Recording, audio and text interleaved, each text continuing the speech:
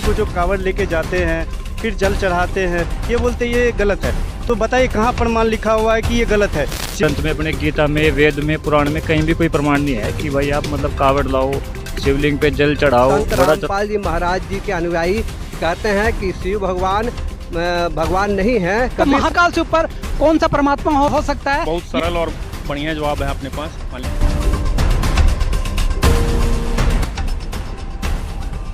सावन के महीने में और कावड़ लेते हैं, ये बड़ी आत्मा भ्रमित है। सूक्ष्म वेद में लिखा है कि सामन सैल न कीजे, राजा योगी बैठ पतीजे। दोस्तों नमस्कार, एक बार फिर से हमारी एक नई वीडियो में आपका स्वागत है। क्या हुआ जब कुछ कावड़िए का सामना संत रामपाल जी महाराज जी के भक्तों से हो गया, फिर जो हुआ आप इसे देखकर आप दंग रह जाओगे। चलिए सबसे पहले आप सभी को यह बता देते हैं कि कावड़ यात्रा क्या है। भगवान शिव को प्रसन्न करने और उनकी कृपा पाने के लिए भक्तों द्वारा किए जाने वाले एक पवित्र यात्रा को कावड़ यात्रा कहते हैं। इस यात्रा में कावड़िया श्रद्धालु बांस से बने कावड़ में गंगा जल भरकर उसे अपने कंधे में लेकर कई किलोमीटर पैदल चलकर हरिद्वार जाते हैं और वहां से जल लाकर अपने इलाकों के शिवालय में जल अभिषेक करते हैं। यह यात्रा सावन के पहले दिन से शुरू हो जाती है। लेकिन दोस्तों, कावड़ यात्रा करने से भगवान शिव आपसे प्रसन्न हो जाएंगे क्या? कावड़ यात्रा करने का कोई प्रमाण है? आज इन्हीं प्रश्नों का उत्तर इस वीडियो में पता चलेगा। इस वीडियो को अंत तक जरूर देखें। रामपाल जी के अनुयायी से मैं ये पूछना चाहता हूँ, ये जो बताते हैं कि मतलब जो शिव जी को जो कावड़ लेके जाते हैं फिर जल चढ़ाते हैं, फिर व्रत करने के लिए बोलते हैं, ये बोलते ये गलत है।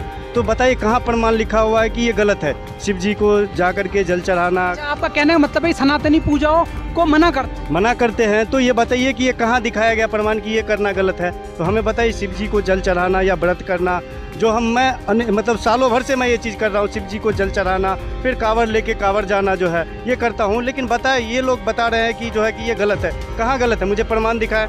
बहुत ही अच्छा इन्होंने प्रश्न किया है कि संत, आपसे मैं इनका उत्तर जानना चाहूंगा कि ये कह रहे हैं कि संत रामपाल जी महाराज जी कावड़ लाने को, शिवलिंग पर जल चढ़ाने को, व्रत उपवास करने को मना करते हैं। आखिर ये सनातनी पूजाओं को मना करने का क्या कारण है? देखिए, मेरे भाई ने बहुत अच्छा क्वेश्चन पूछा है कावड़ यात्रा के बारे में। और ये जो क्वेश्चन है इसका किसी भी सदग्रंथ में, अपने गीता में, वेद में, पुराण में कहीं भी कोई प्रमाण नहीं है कि भाई आप मतलब कावड़ लाओ, शिवलिंग पे जल चढ़ाओ, बड़ा रखो, ये कहीं भी प्रमाण नहीं है। क्या ये गीता में प्रमाण नहीं? गीता में भी नहीं है सर जी, वेद में भी नहीं है, ये कोई प्रमाण नहीं है कहीं। क्या बिना प्रमाण की भक्ति है अभी सनातन धर्म में चल रही है? बिल्कुल सर जी, बिना प्रमाण की भक्ति चल रही है। अच्छा, आप क्या कहना चाहोगे?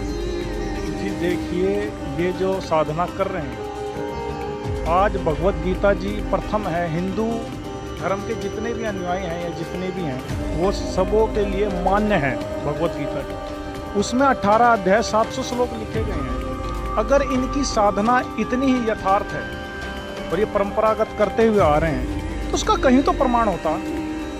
भगवत गीता में 18 अध्याय बोले गए, किसी एक श्लोक में तो होता कावड़ लाने के बारे में, व्रत करने के बारे में, तीर्थों पे जाने के बारे में।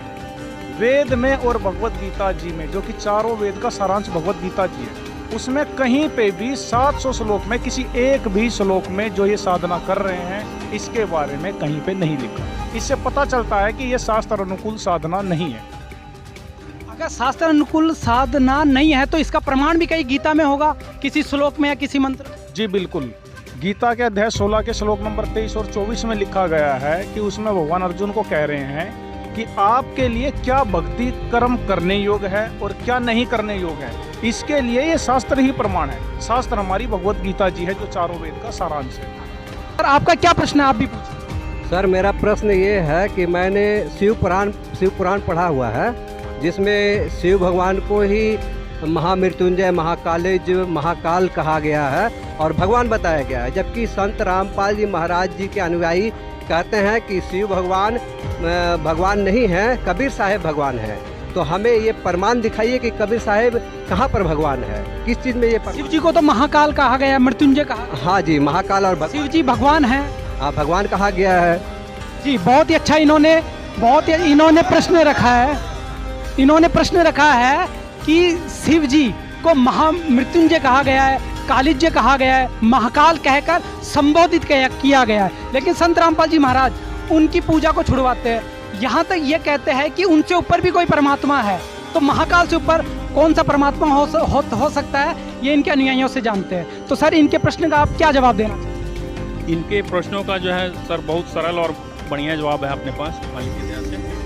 जैसे ये भाई साहब कह रहे हैं कि शिव पुराण में इन्होंने पढ़ा है कि शिव जी ही जो है सर्वोपरि है, महाकाल जो है सर्वोपरि है, सबसे ऊपरी भगवान है।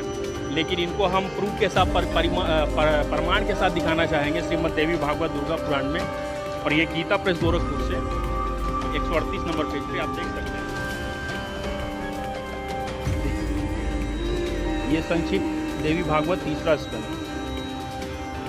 इसमें जो ब्रह्मा जी कह रहे हैं कि तुम शुद्ध स्वरूपा हो, यह सारा संसार तुम ही से उद्भाषित हो रहा है।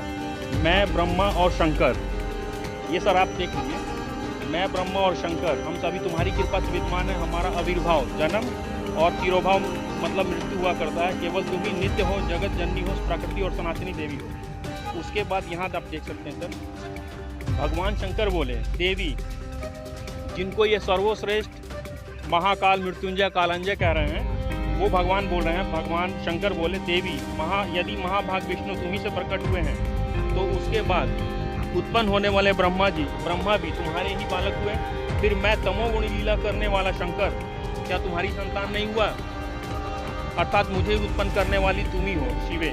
संपूर्ण संसार की सृष्टि करने में तुम सदा, ये देखिए यहाँ देखिए, स्थिति, इस संसार की सृष्टि स्थिति और संहार में तुम्हारे गुण सदा समर्थ है। उन्हीं तीनों गुणा से उत्पन्न हम ब्रह्मा, शिव एवं शंकर नियमानुसार कार्य करने में तत्पर रहते हैं। अब इसमें ये प्रमाणित हो रहा है कि शंकर भगवान जो है, शंकर जी जो है अपनी जो है माता दुर्गा पे आश्रित है, और वो माता दुर्गा को ही सर्वोपरि और जो अपने से ऊपर और सर्वशक्तिमान और सर्वशक्तिशाली जो है बता रहे हैं। तो किस तरह से आप ये बता सकते हैं कि जो शंकर भगवान ही जो है सर्वोपरि है? तो एक बार और अनुयायियों से इनके विचार दीजिए। सर, आप क्या कहना चाहोगे इस पर? जी देखिए, ये जो पुराण है 18 पुराणों में से एक है। इसके अंदर में स्पष्ट किया गया है, जो हमारे भाई कह रहे थे कि शंकर भगवान यह कालज्ञ हैं, मृत्युंजय हैं और जन्म मरण उनका नहीं होता। इसमें सारे कॉन्सेप्ट क्लियर हो रहा है इसमें देवी भागवत पुराण में, और ये सभी को मान्य है। गीता प्रेस गोरखपुर से है। इसके अंदर में क्लियर किया गया है कि शंकर भगवान स्वयं अपने मुंह से कह रहे हैं। ये कोई ऋषि या मुनि नहीं बतला रहा, यह कोई आम जनसाधारण नहीं कह रहा कि जो वो झूठ कह देगा। इसमें स्वयं शिव जी भगवान खुद कह रहे हैं कि हमारा जन्म और मृत्यु हुआ करती है। तो इससे पहला कॉन्सेप्ट ये क्लियर होता है कि वो मृत्युंजय नहीं है, अजर और अमर नहीं है, जो कि परमात्मा की डेफिनेशन है। दूसरा ये क्लियर होता है कि ये दुर्गा माता से कह रहे हैं कि हम नियम अनुसार ही कार्य कर सकते हैं, उससे बाहर नहीं कर सकते। अगर किसी के किस्मत में सुख है तो सुख ही देंगे, दुख है तो दुख ही देंगे। तो फिर ये सर्वेश्वर, महेश्वर और स्वयंभू कैसे हुए? ये बात सरासर गलत है और तत्व ज्ञान से के अभाव में ये बातें कर रहे हैं। संत रामपाल जी के ज्ञान से जब ये परिचित हो जाएंगे तो सारा अंधेरा इनका हट जाएगा। तब इनको क्लियर हो जाएगा कि जो सबसे बड़ा भगवान है, जो सर्वेश्वर है, महेश्वर है, मृत्युंजय है, वो कबीर देव है। क्वेश्चन ये है कि संत रामपाल जी महाराज एक हिंदू संत होते हुए, हिंदू धर्म से बिलोंग करते हुए, उनके तमाम अनुयायी हैं, सभी हिंदू हैं, फिर भी संत रामपाल जी महाराज हिंदू देवी देवता की पूजा के लिए क्यों छुड़वाते हैं? देखिए, जो ये हमारे हिंदू भाई कह रहे हैं, इनको अधूरी जानकारी होने के कारण ऐसा लगता है कि हमारे संत रामपाल जी महाराज जो ब्रह्मा विष्णु शिव जी की पूजा छुड़वाते हैं, बल्कि ऐसा है नहीं। वह उनकी सही मंत्रों की सही साधना बताते हैं, जिससे हम भक्तों को लाभ प्राप्त होता है। हमारे गुरुजी सदग्रंथों में दी हुई प्रमाणिक भक्ति और प्रमाणिक मंत्र देते हैं, जिससे भक्तों को लाभ होता है। अगर कोई व्यक्ति संत रामपाल जी महाराज जी के सत्संगों को जब ध्यानपूर्वक सुनेगा तो इसको ये जानकारी प्राप्त होगी। ऐसा कुछ भी नहीं है, ये एक सिर्फ अफवाह है। आज हमारे साथ ऐसे ही कुछ शिव भक्त मौजूद हैं जिन्होंने कभी न कभी ये प्रक्रिया यानी कि कांवड़ यात्रा करी है, और साथ ही साथ हमारे साथ मौजूद हैं संत रामपाल जी महाराज जी के अनुयायी, जो हमको बताएंगे कि कांवड़ यात्रा के बारे में गीता, वेद, पुराण आदि धार्मिक शास्त्रों के अंदर क्या बताया गया है और किस तरह से शिव जी की साधना पूर्ण की जाती है। तो समय गवाए बिना हम लोग शुरू करते हैं। जी, आपका नाम क्या है? बसंत। तो वसंत जी, आप हमको बताइए कि जो कावड़ यात्रा है, इस कावड़ यात्रा में क्या क्या होता है, कैसे इसको पूरा करते हैं? कांवड़ यात्रा है वो श्रावण जैसे चालू होता है, वैसे ही हमारे जो मित्र भगत रहते हैं और उसके बाद हमारे ग्रुप के मतलब पड़ोसी रहते हैं, सभी लोग एक ग्रुप बना के निकलते हैं और एक डंडा रहता है और कावड़ भी लेते हैं और उसमें रस्सी पूरा लपेटा हुआ रहता है, रस्सी पूरा लपेटा हुआ रहता है दोनों साइड में रस्सी लगा करके, और उसके बाद कलश और उसके बाद कोई मटका लगाता है, कोई डब्बा लगाता है, ऐसा लगा करके लेके कावड़ लेके निकलते हैं। एक ट्रेन सेवा रहती है, दूसरी रहती है वो पद यात्रा रहती है, और जो तीसरा रहता है वो डाक बम रहता है। तो डाक बम जो रहता है वो सफ़ेद कपड़ा रहता है, सफ़ेद कपड़ा लेते हैं, छोटा सा बॉक्स डब्बा रहेगा 2 लीटर का 5 लीटर का, ऐसा अपना जितना कैपेसिटी हो वो बांध के फिर वो लेके निकलते घर से। तो सुबह में अगर 10 बजे से अगर यात्रा चालू कर रहे हैं तो रात को 8 बजे तक उनको कंटिन्यू चलते ही रहना है, धूप में, जितना धूप रहे कैसा भी रहे। और उसके बाद पब्लिक रहती है और उसके बाद भक्तजन भी रहते हैं और पुलिस वाले भी रहते हैं, कर्मचारी भी रहते हैं, उनको सब सपोर्ट देते हैं। अगर उसको प्यास लगता है तो रास्ते में पानी भी देते हैं, तो उसको खाना खाना है तो फ्रूट देते हैं, ये देते हैं, सब कुछ उसको देते हुए, उसको सपोर्ट देते हुए पूरा आगे उसका यात्रा पूरा करते हैं। तो ये तो बहुत ही ज़्यादा मतलब पीड़ादायक होता होगा उनके लिए। पीड़ादायक रहता है, लेकिन फिर भी कष्ट सह करके बोलते, भगवान को अगर मिलना है तो कुछ कष्ट सह के ही भगवान मिलते हैं, इसलिए हम लोग को ये चीज़ करना पड़ता है। अच्छा, यहाँ पर उन्होंने बताया कि जो ये कावड़ यात्रा है काफ़ी कष्टदायक है, काफ़ी लंबा दूरी तय करते हैं, कई लोग तो डाक सेवा करते हैं, बताया जैसे कि पैदल जाते हैं। इस साधना के बारे में आप क्या बताना चाहेंगे? जी सत साहिब जी, बोलो सतगुरुदेव की जय। हमारे सतगुरुदेव जी संत रामपाल जी महाराज ने शास्त्र अनुकूल साधना के बारे में बताया है। जो भी पवित्र हिंदू समाज में जो भी प्रचलित साधना है, जिस प्रकार से कावड़ यात्रा का आज ये जिक्र किया जा रहा है, उसमें ये शास्त्रों में इस प्रकार की साधना कोई वर्णन नहीं। ये बहुत ही ये क्रिया भी हठ योग में आती है। हठ योग के बारे में पवित्र गीता जी के तीसरे अध्याय के 8 श्लोक में बोला है भगवान ने कि हे अर्जुन, अगर आप एक जगह बैठकर मेरी साधना करने लगे, तब करने लगे, तो आपका पेट का निर्वाह किस प्रकार से चलेगा। तो हठ योग के लिए पवित्र गीता जी में भी मना किया है। भगवान कृष्ण जी भी इस बार में सपोर्ट नहीं कर रहे हैं, और जो ये भी हमारे जो भाईजन हैं ये बिल्कुल ही शास्त्र विरुद्ध साधना कर रहे हैं। इस प्रकार की साधना का कोई भी प्रमाण नहीं है। और जो जिस विधि से ये भगवान शिव जी को प्रसन्न करना चाहते हैं, तो वो भगवान शिव जी इस प्रकार की गतिविधि से कभी प्रसन्न नहीं होते हैं, और भी वहाँ कष्ट को प्राप्त होते हैं। भगवान दुखी होते हैं, अपने भक्तों को कष्ट, हाथ पाँव में छाले पड़ जाते हैं, भीषण गर्मी में वो जाते हैं। तो इस प्रकार की साधना से भगवान शिव जी नाराज होते हैं, खुश नहीं होते हैं। खुश किस प्रकार से होते हैं? उनका एक पवित्र मंत्र है, उस पवित्र मंत्र को संत रामपाल जी महाराज हमें प्रदान करते हैं, और हम उस मंत्र का जाप करते हैं, 108 बार उसका जाप करते हैं, तो हमें पूरा लाभ भगवान शिव जी ऑटोमेटिक देते हैं। तो दर्शकों, संत रामपाल जी महाराज जी के शिष्यों का तो बिल्कुल स्पष्ट मानना है कि कावड़ यात्रा किसी भी तरह से फायदेमंद नहीं है, और शिव जी को प्रसन्न करने का गलत बोल रहे हो सर आप। इन्होंने जो बताया वो बिल्कुल गलत है, मैं इस बात से बिल्कुल सहमत नहीं रखता। और जैसा कि इन्होंने कहा है कि उनको ऐसी साधना करने से हमें पीड़ा होती है, तो हम ऐसी पीड़ा को सहन कर सकते हैं, क्योंकि हमारे भगवान ने भी जहर पिया था। तो हम थोड़ी बहुत पीड़ा अगर सहन कर लेंगे तो फिर हमारा उससे लाभ ही मिलेगा, हमें, हमारे पितरों को लाभ मिलेगा। गंगा जी में नहाने से हमारे दुख दूर होंगे। और ये कह रहे हैं कि इनके पास कोई मंत्र नहीं है। हमारे पास मंत्र कैसे नहीं है? हमारे शिव पुराण में ओम नमः शिवाय मंत्र है हमारे पास। गलत बोल रहे हैं सर ये। तो यहाँ पर ये इनका स्पष्ट मानना है कि कावड़ यात्रा करने से इनके पितरों का मोक्ष हो जाता है, और जो ओम नमः शिवाय मंत्र का जो ये उच्चारण करते हुए जाते हैं, वो सबके सब जो है वो शास्त्रों में लिखे हुए हैं।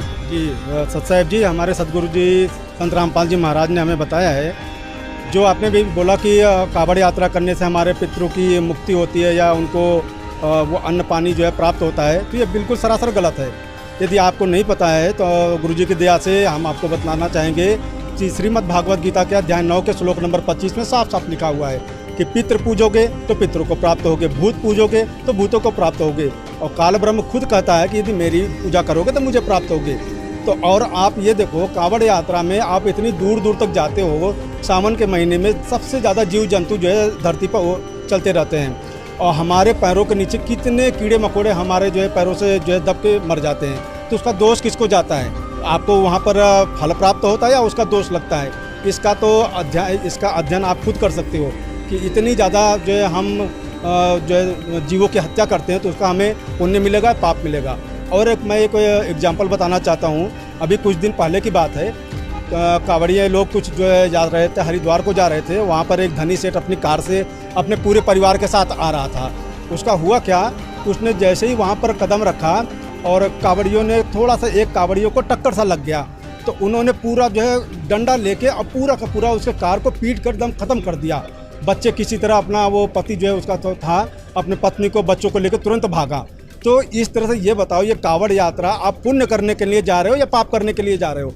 तो जिसका तो खंडन श्रीमद् भागवत गीता में भी कहा गया है, ये सरासर मना है जी। जैसे हम देखते हैं अपने हरियाणा में, राजस्थान में, उत्तर प्रदेश में विशेषकर, तो क्या करते हैं सावन के महीने में और कावड़ लेते हैं ये बोली आत्मा भ्रमित और पैदल आते हैं। सूक्ष्म वेद में लिखा है कि सामन सैल न कीजे राजा योगी बैठ पतीजे। सामन में इतना पाप होता है जीव को भ्रमण करने का, सैर सपट्टे करने का, इतना सारा साल में नहीं होता। क्यों? क्योंकि सामन में आप देखते हो छोटे मोटे कितने जीव जंतु उत्पन्न हो जाते हैं और सब भर जाती है पृथ्वी। और उस समय में ये कावड़ लाने की शिक्षा दे रखी है, तो वहाँ से लेकर वहाँ तक अरबों खरबों जीवों को मार डालते हैं। तीर्थ बाट चले जो प्राणी, सो तो जन्म जन्म उड़ जानी। जा तीर्थ पर कर है दानम, आवत जात जीव मरो और वनम। होय होय पर भी लेन जाते है दुनिया, हमरा ज्ञान किने ना सुनिया। अब क्या बताते हैं परमात्मा कि तीर्थ बाट चले जो प्राणी, तीर्थ के लिए जो यात्रा करने जाते हैं। पुण्यात्माओं विचार करो, इस ज्ञान से आपको महसूस होगा कि सचमुच यह गलती भारी बन गई थी। जैसे हम देखते हैं अपने हरियाणा में, राजस्थान में, उत्तर प्रदेश में विशेषकर, तो क्या करते हैं सावन के महीने में और कावड़ लेते हैं ये बोली आत्मा भ्रमित और पैदल आते हैं। सूक्ष्म वेद में लिखा है कि सामन सैल न कीजे राजा योगी बैठ पतीजे। सामन में इतना पाप होता है जीव को भ्रमण करने का, सैर सपट्टे करने का, इतना सारा साल में नहीं होता। क्यों? क्योंकि सामन में आप देखते हो छोटे मोटे कितने जीव जंतु उत्पन्न हो जाते हैं और सब भर जाती है पृथ्वी। और उस समय में ये कावड़ लाने की शिक्षा दे रखी है, तो वहाँ से लेकर वहाँ तक अरबों खरबों जीवों को मार डालते हैं। तो यहाँ परमात्मा कहते हैं कि तीर्थ बाट चले जो प्राणी, बाट माने यात्रा, जो तीर्थ यात्रा पर जाता है सो तो जन्म जन्म उर्धानी। उसके तो इतने पाप इकट्ठे हो जाएंगे, असंख्य जन्मों तक भी वो भोगे पार उसके पूरे नहीं होंगे। और जा तीर्थ पर कर है दानम, आवत जात जीव मरे अरबानम। तीर्थ पर जाकर दान कर दिया, एक दो कंबल बांट दिया, कितना प्रसाद बांट दिया, चूरी कूट कर खवा दी, और वहाँ से वहाँ तक पाप कितने इकट्ठे कर लिए। इस धर्म न करना, अगर तो इसको पुण्य मान रहा है इसने अपने घर पे कर ले, कम से कम वो पाप तो सर पर ना धरे जाएंगे। वैसे पुण्य तो ये भी नहीं है। देखो पुण्यात्माओं, ये अध्यात्म मार्ग है और इसको प्रत्येक पॉइंट पर अगर निष्कर्ष नहीं दिया जाएगा तो आप भी भ्रमित हो जाओगे। एक तरफ तो परमात्मा का विधान है कि जैसे कर्म करेगा वो फल मिलेगा ही मिलेगा। अब कैसे कर्म? जैसे कोई पक्षियों को दाने डालता है, कोई भंडारा करता है, जैसे साधु संतों को कपड़े भक्तों को दे देता है, गरीबों को बांट देता है, तो ये भी पुण्य मिलेगा उसको। अब ये भी पुण्य मिलेगा, लेकिन उस पुण्य का फिर फायदा क्या हुआ जब तक मनुष्य जीवन का मूल उद्देश्य सक्सेस नहीं हुआ, सफल नहीं हुआ। तो अब क्या बताते हैं कि एक तरफ तो ये कहा जाता है कि जैसा कर्म कर रहा है फल मिला ही मिलेगा, दान करे उसका फल मिलेगा, कंबल बांट दिए उसका फल मिलेगा, और कितने चीटियों को दाने डाल दिए वो भी फल मिलेगा। तो फिर दूसरी तरफ कहते हैं गुरु बिन माला फेरते, गुरु बिन देते दान, गुरु बिन दोनों निष्फल हैं चाहे पूछो वेद पुराण।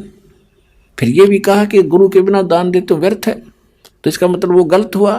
तो इसको समझने में अंतर है, क्योंकि ये सूक्ष्म वेद है, ये कोड वर्ड है, परमात्मा का दिया ज्ञान है एक PhD का बालक जो कहीं लेक्चर देता है तो उसके ज्ञान को समझना छोटी क्लास के बालकों के समझ से पार की बात होती है।